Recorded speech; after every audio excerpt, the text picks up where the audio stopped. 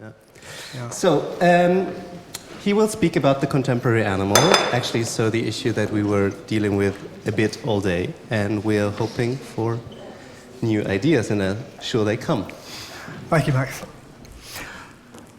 Just before I begin, I want to say I'm really delighted to be here today. It's been a great day. It's been a fantastically organised conference, so thank you very much to everybody involved with that. And I should also mention that Max said to me that as I was the last speaker of the day, there was no particular need to limit myself to 45 minutes. But I told him I didn't think that was a good idea. Okay. How did we get to where we are today? The term animal studies, as the name for a field of academic inquiry in the arts, humanities, and social sciences, was coined by Ken Shapiro in 1993, though at that time he applied the term only to work in the social sciences. During the 1990s, the humanities gained a firmer foothold in the field and were well represented by the time of the Representing Animals Conference in Milwaukee in 2000, one of the earliest major international animal studies conferences. But it's only in the last 10 years that the contribution of contemporary artists to animal studies has gained much direct recognition. The launch of the journal Antennae by Giovanni Alloy in 2006 was a key development, as were the two London conferences, The Animal Gaze and The Animal Gaze Returned in 2008 and 2011, at which most of the speakers were themselves artists. And a string of key exhibitions, from Becoming Animal at MASMOCA in 2005 to the huge Arche Noah show in Dortmund that closed only last month, have shown the breadth of artists' engagement with questions of animal life. And that's what I want to speak about today. In terms of contemporary art in 2015, what is the contemporary animal? And what does that animal look like? I've been writing about animal imagery since the late 1980s, and two of my books, the ones you see here, have specifically addressed the representation and the presentation of animals in contemporary art since the late 1990s. But about 5 years ago, after a gap of well over 20 years, I returned to making and exhibiting my own work. And for me, that really has changed everything. Why? Because in addition to having to figure out for myself the kinds of aesthetic and ethical strategies and decisions faced by the artists I'd been writing about for years, making my own work confronted me more directly with the question, what makes contemporary art contemporary?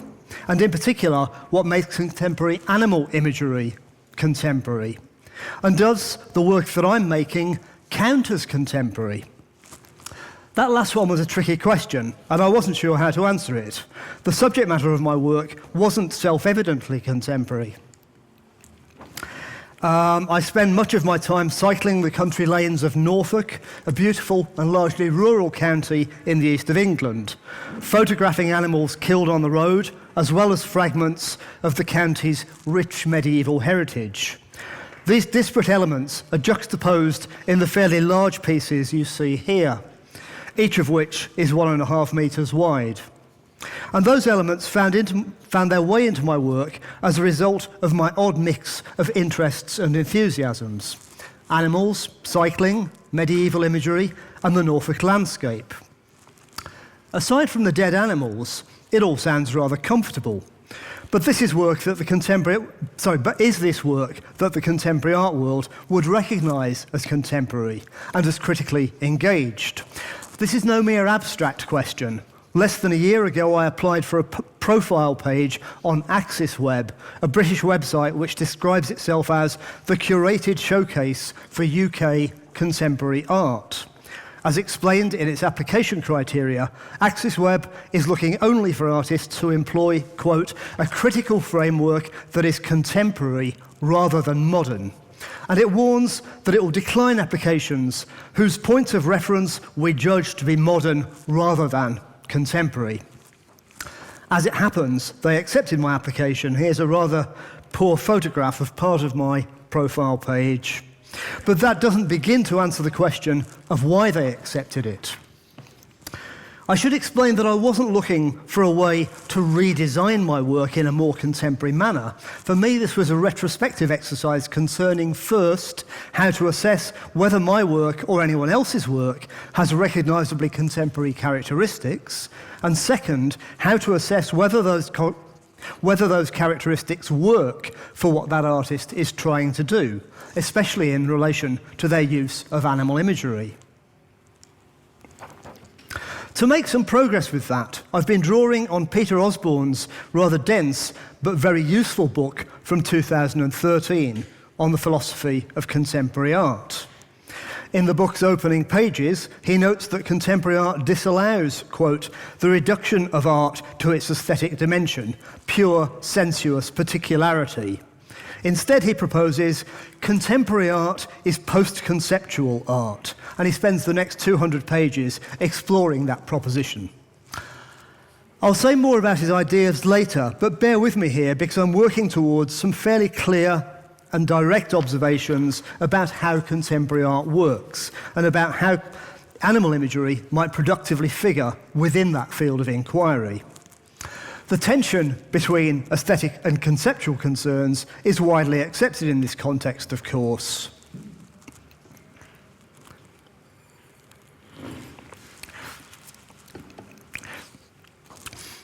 I recently spotted this post on Facebook.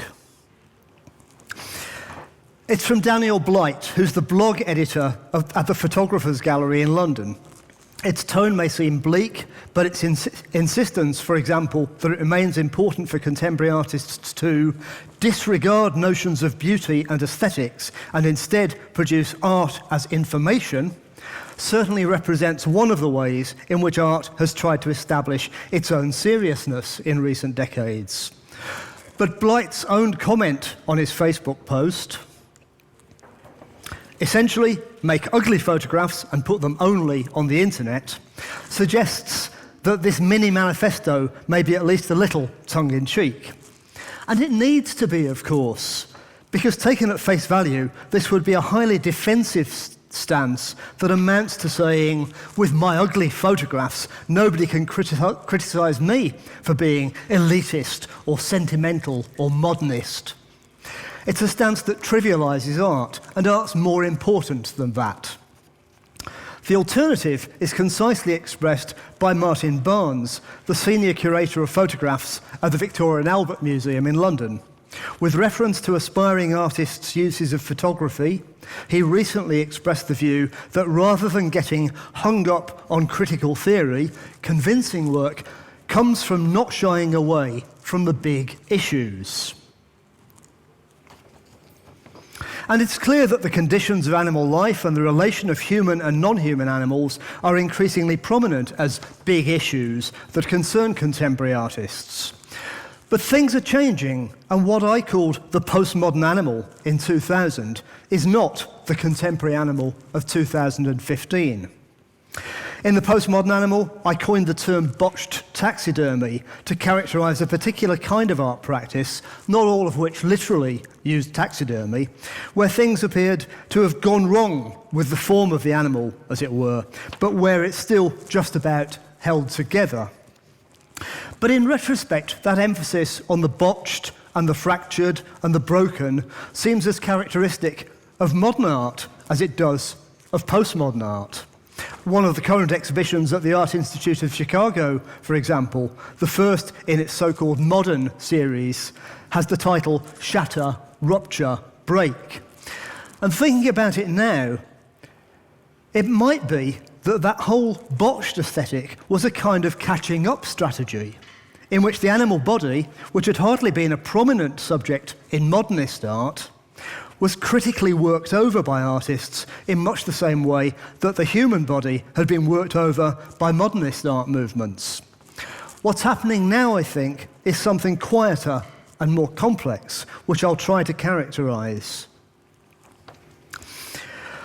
Over the past 15 years, not least through the efforts of the journal Antennae and the 2 animal gaze conferences that I mentioned earlier, there has arisen a community of artists who've become increasingly aware of each other's existence and each other's work. There's at least the beginning of a critical mass of artists for whom the question of the animal is a key issue, a valid and relevant issue. And that changes things. That critical mass itself creates possibilities. But in the postmodern animal, to illustrate what I meant back then by botched taxidermy, and simply to make the case for the relevance of animals in the art of that time, I had to include works by some artists who had wide recognition, but who really had no interest in animals as such. Those works included Jeff Koons' stainless steel sculpture of an inflatable toy rabbit from 1986 with its self-consciously wrong reflective surface, as well as Damien Hirst's tiger shark suspended in formaldehyde from 1991, which by the late 1990s was already beginning visibly to rot. But those images feel ancient now, and we can now afford to say more confidently that those works are not part of this project, the contemporary project of portraying animals, as today's conference title puts it, or of presenting thinking about animals through art. Hirst and Koons bring nothing to that thinking as far as I can see.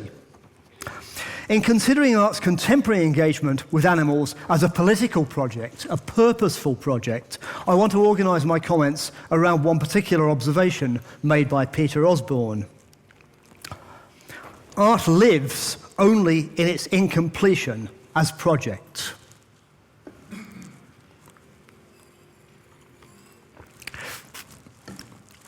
As project.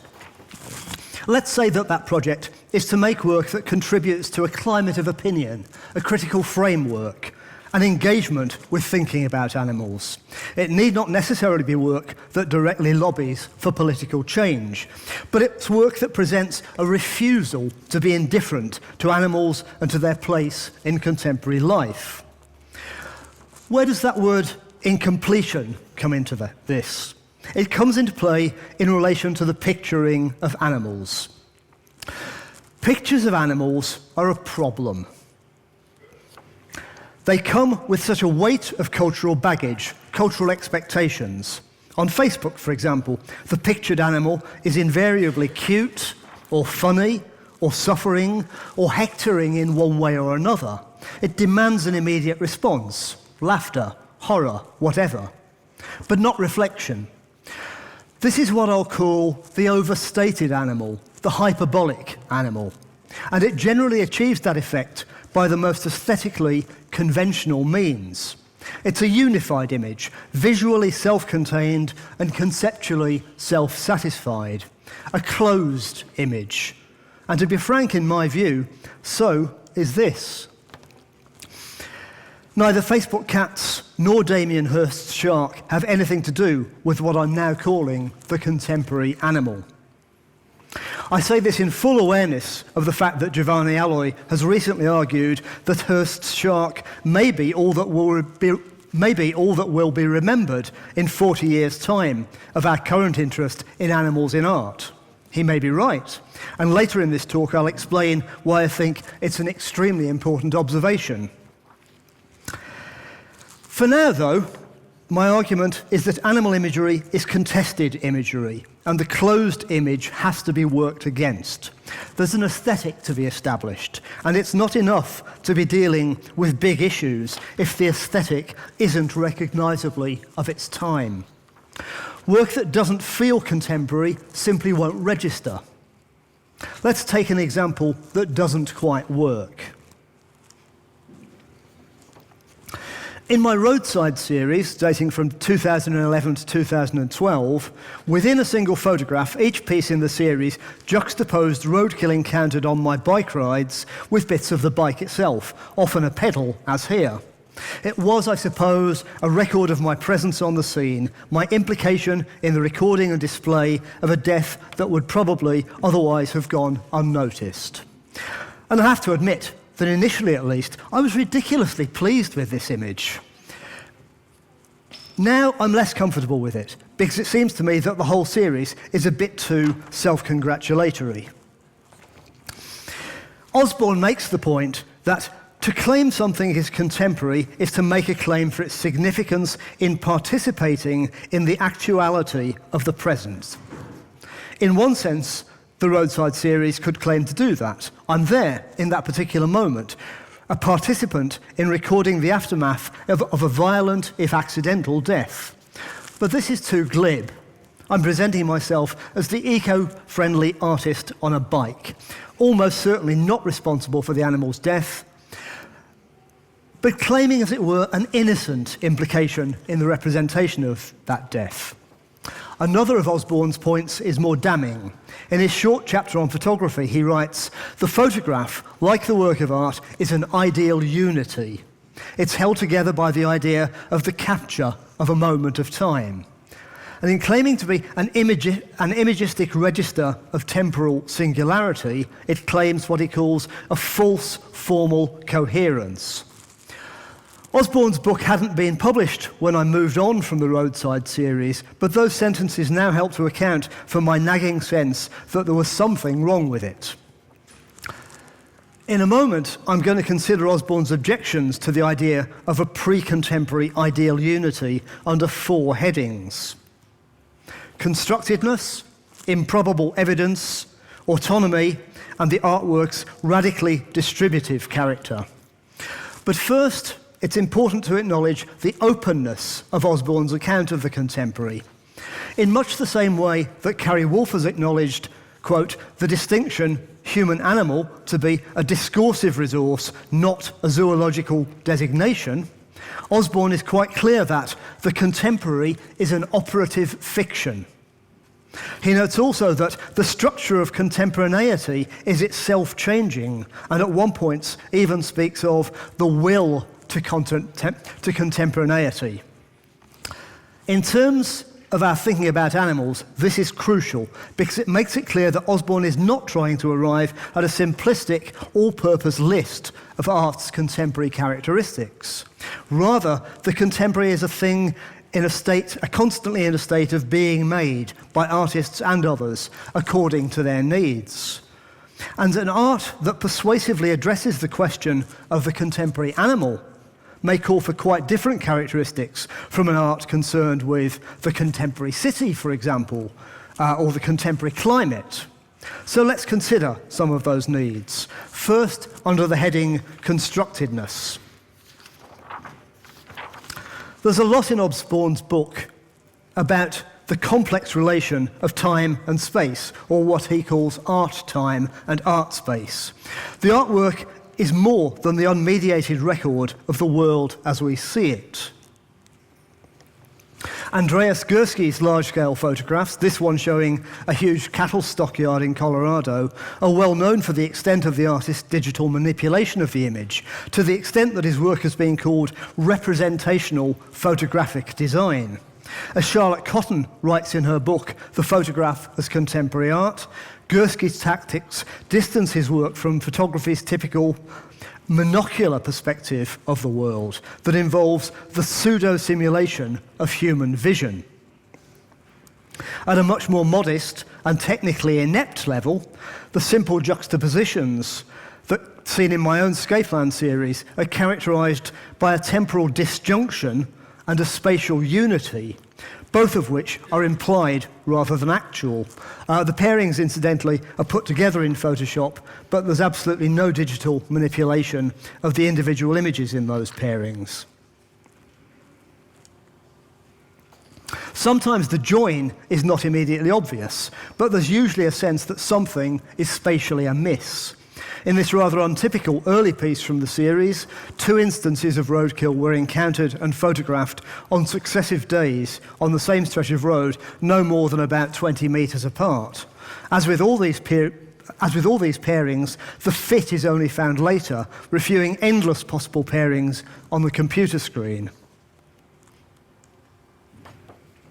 In the case of Sana Canisto's wonderful photographs, made during extensive visits to the tropical rainforests of Central and South America, where she stays in biological field stations working alongside alongside the scientists who use them, the status of her individual images is often unclear. Some of them show her own constructions in the rainforest. Some appear to document experiments staged by scientists, while others gently mock the obsession of field science with measurement and certainty. She describes Abandoned Study as a photograph that deals with situations where natural processes and something made by humans tangle up with each other. But whatever the status of the other materials in this image, she admits to having placed the praying mantis there herself. My second heading, Improbable Evidence, is drawn from Nicholas Luhmann rather than from Osborne. I borrow the phrase because it feels useful and make no apology for taking it out of context. Osborne himself notes the widespread fictionalization of documentary form as a strategy in contemporary art, and Cotton notes the frequent use of non-identifiable photographic locations. But Luhmann's characterization of artworks as improbable evidence seems to signal something more complex, unstable, constructed, outside of any clear sense of time or space.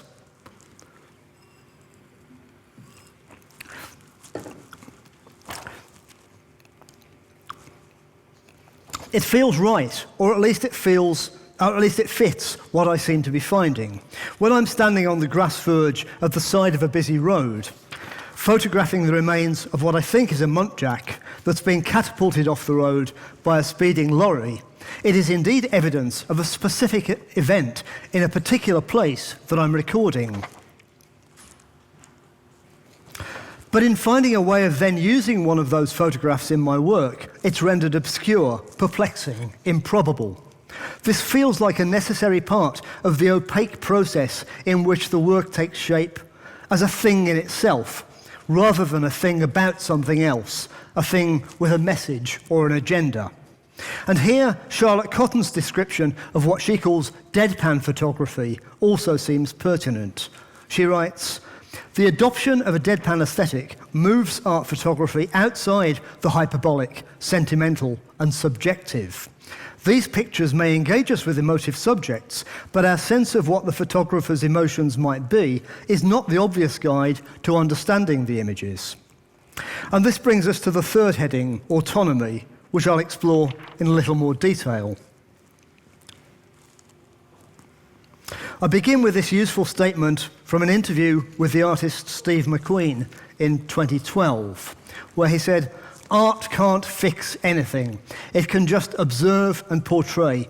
What's important is that it becomes an object, a thing you can see and talk about and refer to. It's someone's view of an incident, an advanced starting point." The artist's work is in shaping that object, honing a form for it that will enable the object itself to undertake a particular kind of work. But that work, the artwork's work, will seldom take the form of an argument, a manifesto. And the difficult lesson to learn, especially for those of us who are convinced that artists can usefully challenge indifference to the place of animals in contemporary life, is that the quieter approach is generally the more effective one. Let me give an example. Yvette Watt is an Australian artist with a commitment to the cause of animal rights, whose work has always reflected that commitment. I've been interested in her work for a number of years, and the Second Sight series was fairly representative of the work that she was making until quite recently. In it, photographs of the eyes of various non-human species are superimposed on photographs of her own head, allowing her to present the idea of seeing things from the vantage of the animal, to borrow Jacques Derrida's phrase.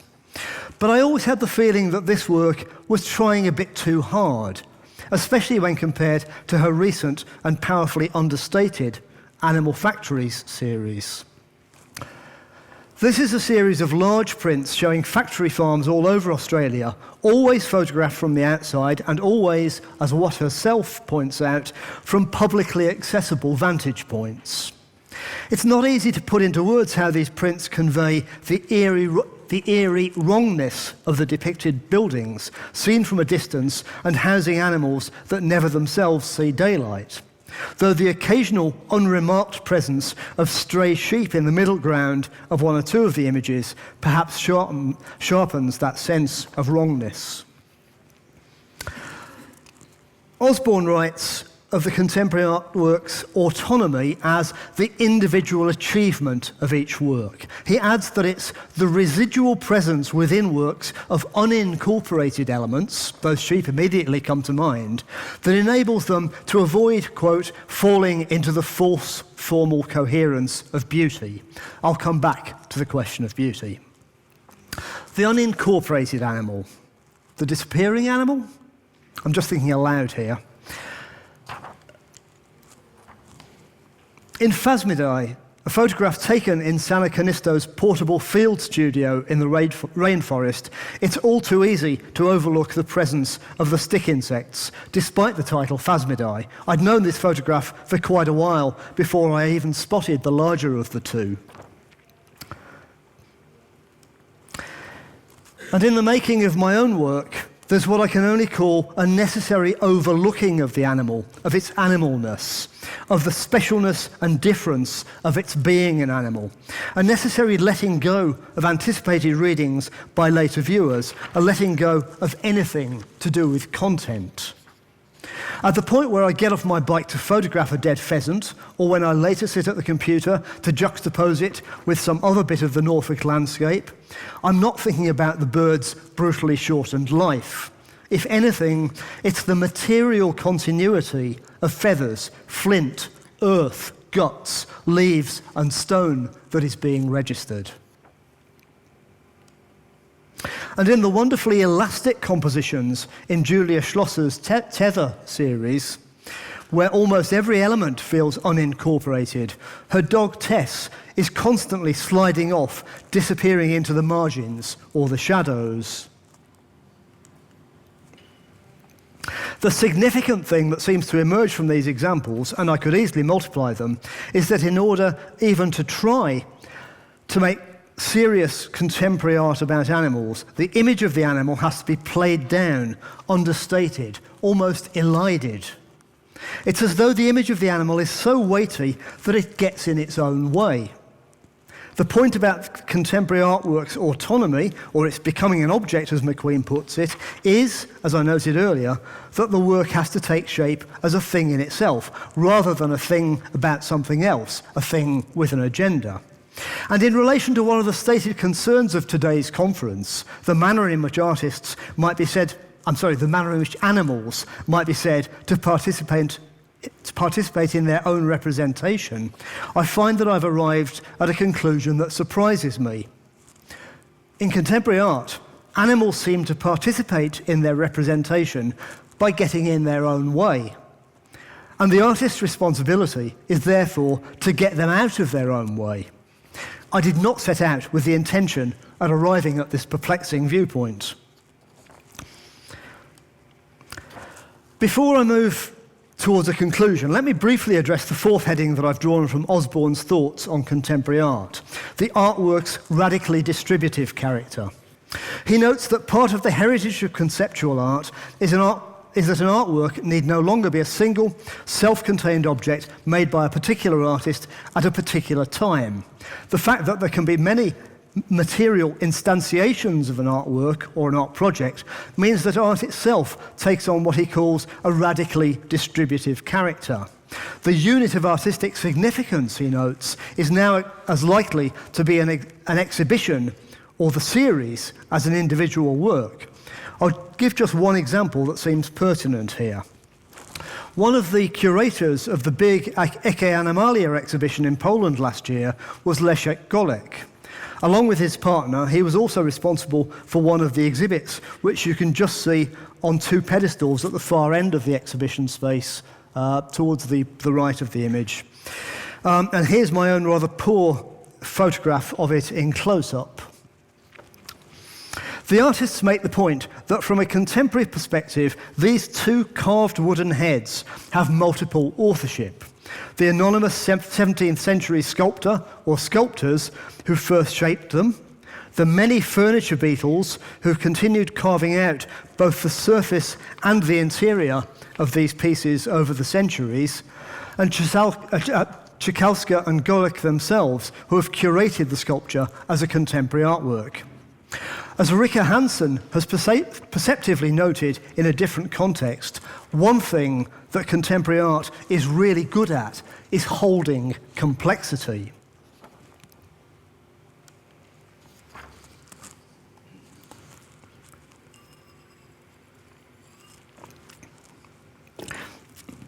I'd like to begin my concluding observations by returning to Giovanni Alloy's alarming speculation that 40 years from now, it may be that all that's remembered of this era in which art's engagement with animal imagery has felt so productive will be the image of Damien Hirst's preserved tiger shark.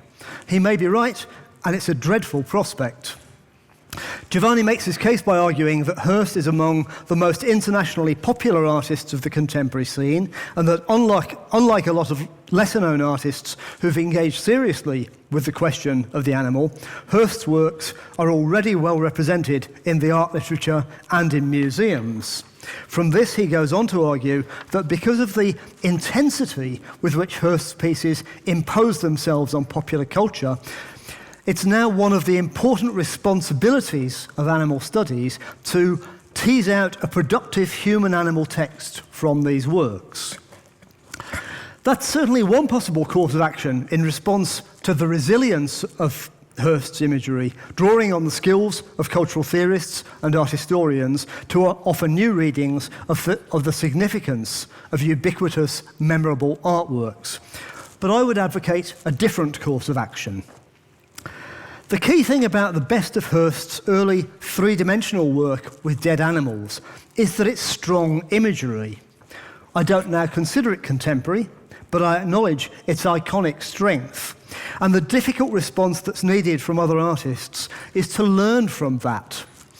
The recent Marlene Dumas show at Tate Modern included a statement by the artist that acknowledged the nature of the difficulty. She wrote of her own imagery, "I am forever torn between wanting a clear and simple form that aspires to stand up forever and a reasonless disappearance into formlessness." We should not be embarrassed or apologetic about acknowledging the place and the need for strong and persuasive animal forms that aspire to stand up forever. But it's difficult because those forms also, in the moment of their being made, need to be recognizably contemporary, which is why we've seen these images where the animal slips quietly away into the shadows in order not to be hyperbolic, overstated, cliched, in order to be contemporary. So there's a necessary two-stage thing going on, recognizable contemporaneity on the one hand, and the resilience to persist, to last, on the other.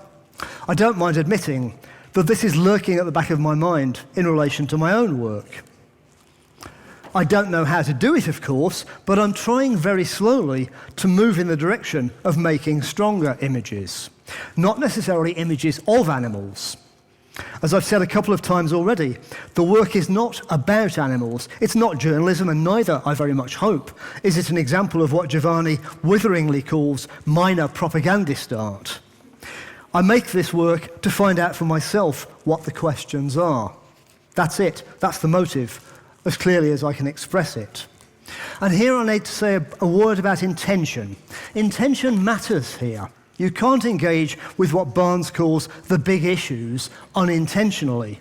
And artists like Koons and Hirst, in my view, make no contribution to what I've been calling the project of the contemporary animal, because they have no intention of doing so. But intention works by indirection too. It would be wrong to say that my intention is to make work that will itself prompt social change or redefine the relation of humans and other animals. Instead, the work is made in the vicinity of these issues and with awareness of these issues. This is where the critical mass of artists who are now addressing the portrayal of animals is so important. It's not a matter of asking, where are the really strong, lasting, contemporary images now? Show us some of them. Getting there is going to be a collective enterprise. We're looking to learn, not least from one another. And if it's not already clear, we're dealing here with an understanding of artworks as working objects, primed, charged, attuned by the artist. This is what the terms critical and contemporary mean in this context. The critical artwork engages, participates, does stuff, even when it doesn't quite know what it's doing. It's not dead, it's not closed. And it's not just lying around waiting for cultural theorists to come along and make something of it. I'd better stop before this turns into too much of a rant. But one last thought. Osborne has offered us a view of contemporaneity of art that is open to change, adaptation, reconstruction. Let's take advantage of that. What sort of unexpected things might the contemporary portrayal of animals call for? Might it, for example, be that, contrary to the prevailing view that beauty is too staid and uncritical a concept to have any place in contemporary art, the version of the contemporary that we shape in presenting the contemporary animal may indeed choose to address beauty? A few years ago, the Canadian artist Jeff Wall observed, "The beauty of an image derives in part from the fact that we never know exactly what we are feeling when we look at it." And that's really not so far removed from Osborne's remark about the unincorporated elements that keep beauty from sliding into complacency, or Hanson's recognition of art's ability to hold complexity. If we're prepared to use the term beauty to characterize some aspects of our personal experience of animals, we're not going to be told that contemporary art cannot and must not engage with that. This is our agenda, our project, our contemporary animal. Thank you.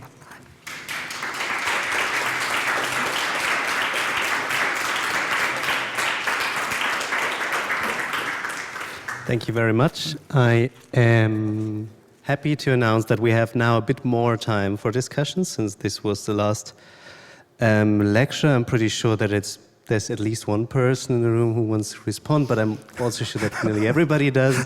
Oh, I'm surprised. Thank you so much, Steve. Very interesting as always. First of all, a little clarification / adjustment to your quote on my quote. and then I have a question with regards to the importance of intention. But the context in which I said that it's a duty for animal studies to tease out animal studies productive readings out of Damien Hirst is more specifically related to teaching. So the idea that if I teach my students about Damien Hirst, which I have to do as part of the programs, I feel that there is responsibility there, that it's important, and it's not an easy task. With regards to your point on intentionality, I'm totally with you. I cannot agree more than Jeff Koons and Damien Hirst have perhaps a limited interest in animals, perhaps an interest that it's more related to the assimilation of animals in popular culture. Yeah. But I'm also caught up in this idea that the intentionality of the artist, not most of the times, but at times has been completely misunderstood by audiences. And there's a specific example I will always remember when I was talking to somebody about Nanook by... how could I forget their names? They'll never forgive me. And of course we know that the point of the polar bears gathering together is to make us aware of taxidermy and the absurdity of the taxonomical task. Yet again, the person I was talking to found the work absolutely repulsive because of the gathering of taxidermy in one room. And it surprised me. It brought to surface a kind of a reading of that work that I could never even imagine possible. So I just wanted to ask what you think in relation to this sort of letting the work go and how that might relate to this intentionality that I share with you. It's important, but the pitfalls or the challenges involved in that. Yeah. Okay, briefly to respond to both of those points. I quite accept the teaching context that you were talking about. We have to deal with Hirst because the students already know about Hirst. And we can't pretend that he doesn't exist just because we might be less favourably inclined to his work than some other artists' work. For me, the useful point that you make, really, though, is the way that, to me, it's a prompt for other artists who are not at present as well known as Hurst, to think more specifically about the place of the image of the animal in contemporary art. And I mean, just in case anybody's kind of wondering about this, I've been focusing, because of the title of this conference, on the portrayal of animals. Obviously, there's an awful lot of animal-related work in contemporary art that doesn't involve picturing animals at all, doesn't involve the animal image. A lot of that work is extremely important, extremely worthwhile, but that's not what we've been talking about today. So it's not that I'm unaware of that stuff. In terms of intention, it genuinely is a difficult one, and I've tried to kind of reflect honestly on my own experience of having got back to kind of making my own work and thinking about where and how intention works in relation to that. And that's what, I completely agree that there has to be a letting go. A number of people who are sympathetic to what I'm doing have come up with readings of this work that are a long way from how I would choose to describe it. But I can't disown those readings. I might disagree with them, but you know, they're entirely fair comments, and I'm not going to try and use my own words to argue against other people's readings of them. But nevertheless, I think that the artist's active participation in working in the field of particular issues is a crucial thing. With the work of Sinead Bjornsdottir-Wilson that you were talking about with the polar bears, I think sometimes they do make claims about what they think the work addresses that not all viewers would agree with. And I might personally think it advisable not to make quite such explicit claims, but nevertheless, the general gist of what they're saying, which was that they also think that art can productively address and engage with these issues, I think is absolutely right. So, but yeah, I mean, intention is always a fraught thing, but it's become so fashionable over the past half century at least to dismiss the idea of the artist's intentions that we've ended up with a consequence very often where the artwork itself doesn't really get attended to by the critic or the theorist or the historian. Right, so mine is rather a comment than a question. Okay. To my opinion, your talk showed the disorientation of the art scene today. Yeah? I don't see any paradigms of which I could make a new art tendency. Yeah? For instance, you quote this colleague saying, yeah, art must be incomplete. Yeah? Yes. Well, in Europe, we have incomplete artworks from the Quattrocento to the 19th century, excellent yes. sketches, yes. drawings, even in the 20th. All these people worked very successfully in the incomplete. So to take this let's say, category or criteria as contemporary is a little bit daring. So I would say, for instance, this picture which we see, yeah, for me it's a little bit too, I don't know what to do with it. Yeah? Mm-hmm. It's a dead fox, okay, and so what? Yeah, I would say, oh, it's a pity that you don't do more with animals. Yeah, what could be more? I recently saw a documentary film about animal life in the wasteland of Chernobyl.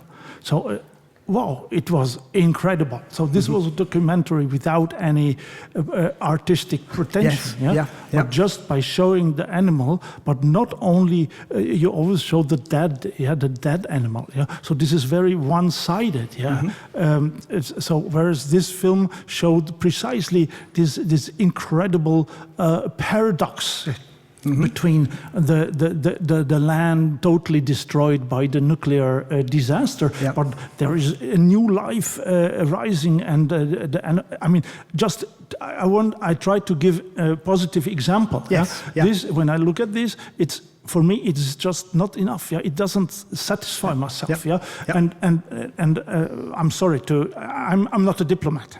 Right? No, that's fine. That's okay. And I think we should not be diplomats today. We have been diplomatic too much. But then the last thing, to quote Koons and the other guy as artists, well, it makes me laugh. It makes me laugh. These are just ridiculous homunculi artists, which are promoted by some gallery owners for nouveau riche from Russia and the US, which have too much money and zero culture. So they are. Oh, I think you are waiting for the microphone. So I'm sorry to be long. No, that's okay. More than I'll 2 respond. minutes to explain the point, and maybe it is the starting point of an interesting, controversial discussion. Because if we're all of one opinion, then I'm not going to engage directly with your judgment either on Hurtzig and Koons or on my work. I mean, I think it's fair comment. It's a perfectly legitimate view.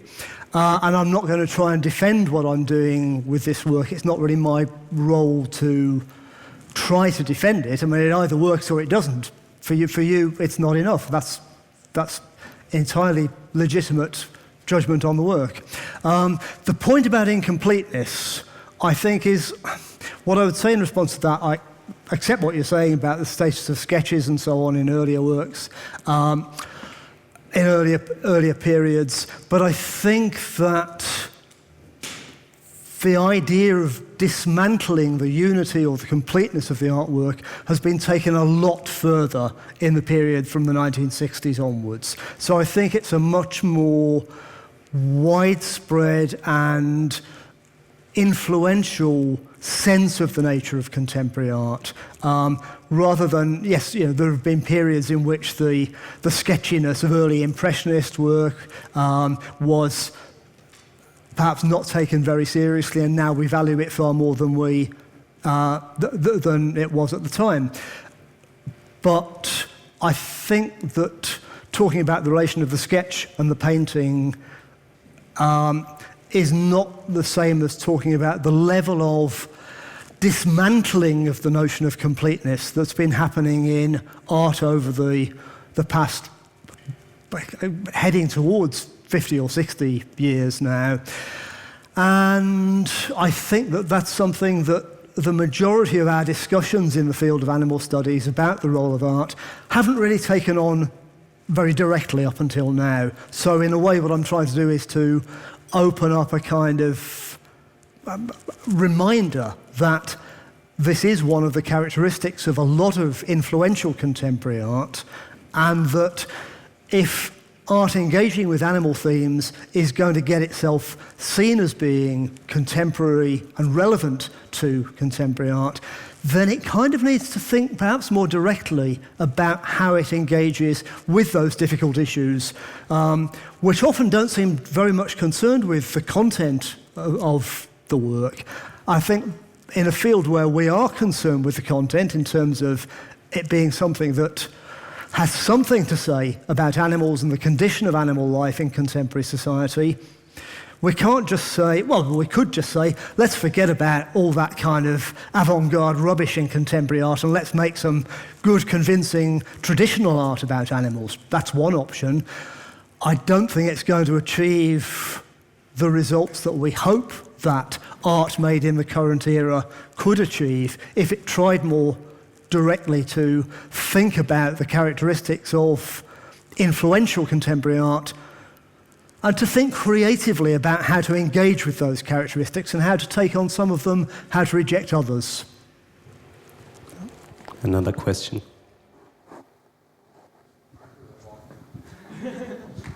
Yeah, thank you. Thank you. Just a brief note. I have never been previously aware of such thing as animal studies. In what? How does it relate to zoology? And I believe it's like zoology is the positivist science of, and animal studies is something like gender studies, or?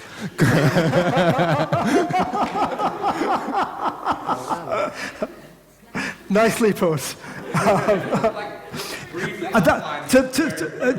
Yeah, okay. It's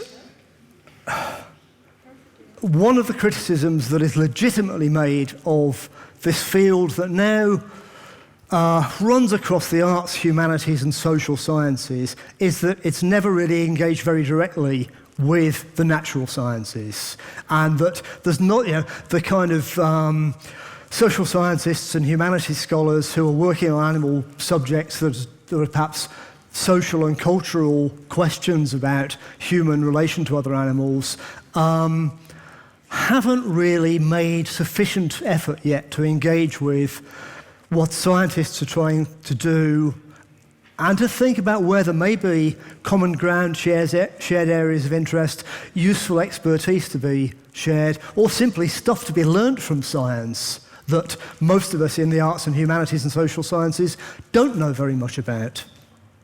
So it's what animal studies is, from that point of view, is more than an equivalent to gender studies, but it is, as it were, the opening up of a field of inquiry addressing things that have been largely overlooked in our lifetimes, and saying we think there's good reason to take these issues more seriously, to see it as something that might have a legitimate place within universities, for example, something that has a connection to, but a very difficult connection to, positive political campaigning for animals, whether from an animal rights perspective or other perspectives. I wouldn't want to deny that there are points of contact between the academic field and the activist areas, but they're certainly not in any sense absolute. I mean, it's a very active field of debate at the moment about how far animal studies as an academic field of inquiry should have an activist dimension to it. And there are some people who feel very, very strongly that it should. There are others of us who think that having some, if you like, conventional academic distance from the immediate political issues has its advantages, without dismissing the importance of those political issues, but acknowledging that if it's just going to be another form of advocacy, its claim to academic status is itself open to question. What would be the starting year of when this idea came about of animal studies? The term animal studies is coined in 1993 by a sociologist, Ken Shapiro, who edits the journal Society and Animals in the United States. And it really sort of takes off from the later 1990s to the present, and it sort of broadened its academic range in that period, but still not really to the natural sciences on the whole. That's probably as close as I can get to giving you a concise answer. Thank you. Another question?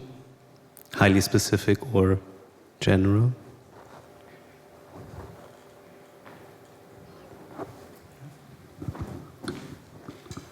Thank you.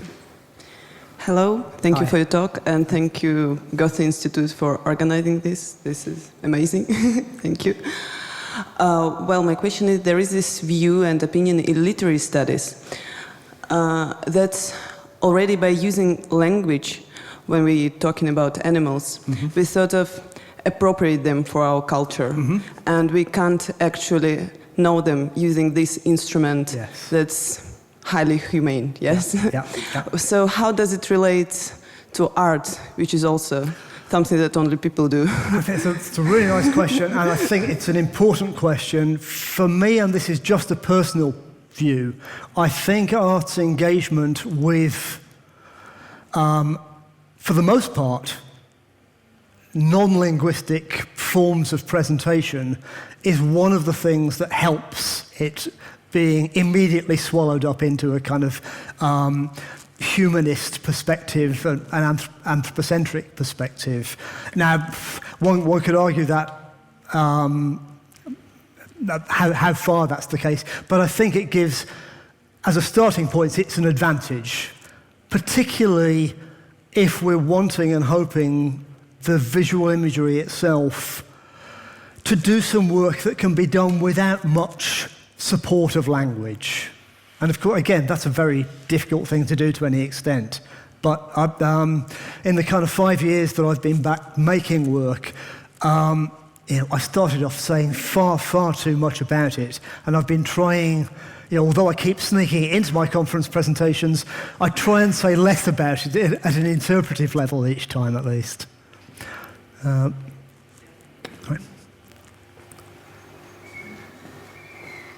Very good.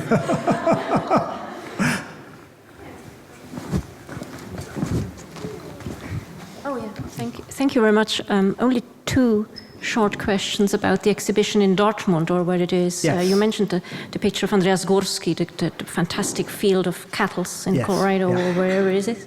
And there is Naturbeherrschen, to dominate nature, in a kind of section. Could you say something more about this exhibition? Is it interesting, or is it rather positivistic? That would be the first question. The second one about Jeff Wall, because he is a different category than Jeff Koons and as I see this image, he has something like his dying dog, or a kind of mise en scène of a dog lying on a ground, and this kind of performance theatric movement. So are you talking about this image? Yeah, exactly. Right. No, that's not a Jeff Wall image. No. But Jeff Wall has something a little bit similar, this kind of mise en scène of animals. So you don't really know, is it animal death, or is it alive, or is it whatever. The Jeff Wall about animals, and then the exhibition. Yes, okay, take Jeff Wall first. I put that quotation in, not in relation to any of his work that uses animals, but rather because, and those of you who are kind of more familiar with contemporary photography will probably know this is the case anyway, but contemporary photography, including by artists who use photography, tends to be, from what I can see at the moment, a field where the notion of beauty can still be talked about without too much embarrassment or self-consciousness. And it seems to be just about the only genre of contemporary art where that's the case. That's not kind of why I moved into using that medium, but it does strike me as being offering a kind of a chink in this fear of using the idea of beauty, and to see what might be done with it at a more, I was going to say intelligent level, which is a terribly dismissive thing to say, but at a more engaged level, The Dortmund exhibition, which was on for about 5 months, from sort of late 2014 into this spring, I only had the opportunity to go and visit it for one day, and it was hard to take in the whole thing over one day. And I have to say, when I discovered who else was in that exhibition, I was absolutely astonished that I'd been invited. Because, you've got Joseph Beuys, Marina Abramovich, Picasso, a whole string of expressionists and surrealist artists, and Gursky. I had no idea that was the kind of lineup until about 3 weeks before the exhibition opened. And it was, I think, there were a handful of us who are artists who've kind of been working in the sort of animal studies field, if I can put it that way, who were included. And I suspect that we all kind of felt this is very exciting because it sort of changes the landscape, because the curators, although they were both very interested in contemporary art about animals, I don't think were particularly familiar with the animal studies field and the way it's developed over the past couple of decades. But I mean, the very existence of that exhibition that juxtaposes those artists, you know, kind of unbelievably well-known artists, and a handful of us who, you know, hardly anybody knows about them. I don't know what it changes. It feels like, it feels for me personally as though it changes something. And maybe this is the case for a number of artists, that you end up by a kind of fluke getting into an exhibition like that, and it gives you a kind of a confidence to think differently about your work, and I would hope that eventually that would pay off in terms of the work itself. But it was a very interesting exhibition, actually a very thoughtfully organised exhibition. It was organised thematically in, I mean, the big gallery space was divided into a series of rooms, each of which had different themes. It wasn't chronologically organised at all. There's a pretty good catalogue, which is certainly worth looking at. Which is a good record of the exhibition, and has a number of essays, most of which relate to the different themes of the individual rooms. And yeah, I'd gone along not knowing what to expect, and I came away more impressed by the organisation of the exhibition as a whole than I'd expected to. There was one particularly astonishing installation, I thought, by an artist who I was unfamiliar with, a German artist called Jörg Nerfel, who I think died maybe about 10 years ago. And it was an installation about a Berlin slaughterhouse in which he'd worked for a couple of years, and he'd incorporated photographs he'd taken, but he'd constructed this kind of extraordinary maze-like installation that, if I'd had more time, I would have shown you a set of images that I took of that installation. I mean, for me, that was the real standout. And as I say, from an artist who I think is actually fairly well known in Germany, but I was completely unfamiliar with. He's not very well known, no. Yeah. So there were good discoveries to be made. Okay. Maybe one or two questions still, if somebody has one. I was struck by the fact that when you described the artwork, for me it resembled like an organism, because you say it has to become an object, yes, then it has to do some work, yeah, and it needs to be incomplete. So it's not actually an organism in relation to its environment, but it's actually, in a way, like an animal, in terms of it can actually also work in the direction of its completion without ever being complete. So you say that the animal has to disappear from the work. So in a very classical Deleuzian fashion, you could say it has to become the work itself. Yes, or find its own line of flight, or whatever bit of Deleuze you want to borrow for it. Yes. I mean, I think what I was describing there, from my point of view, is, as it were, not a necessary condition of art that is made now, but a characteristic that I've found a lot of. So it's almost an observation. There seems to be a lot of this going on at the moment. I'm surprised at how much. I wonder why. It's not necessarily something that I think would be such a strong characteristic in 25 years' time, but who knows? But for me, the excitement about working on this paper has been to kind of think about the opportunity that exists from the fact that there is now this community of, for the most part, not especially well-known artists, but who have a kind of, to an extent, a common sense of purpose, or a common field of inquiry in which they're pursuing their own inquiries, but where just that kind of, the existence of a community makes things possible that when you feel you're working in isolation, I'm not even saying that there are more artists working on this kind of subject matter now than there were 20, 25 years ago, but I think it's undoubtedly the case that a lot more of us know of each other's work now than was the case then, and that really does, for me, change things. And you also quoted Facebook quite a lot, which may be part of that development. Before I cut the presentation down, there was a photograph of my own cat that I'd posted on Facebook to kind of illustrate that, but I thought, no, I start getting into having to explain too many things that aren't directly relevant to the argument then. I'd say last chance. Come on. Thank you very much, Steve Baker. Thank you all very much.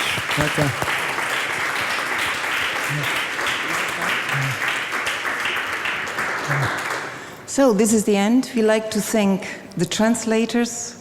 We like to thank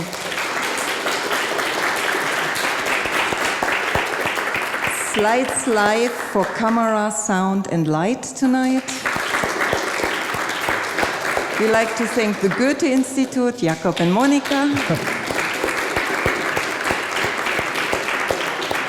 The National Gallery, Adam and Aldrich. And of course the speakers, and specifically because you have made the process of our work on Why Talk to Animals so terribly more complicated in such a joyful way. Thanks you.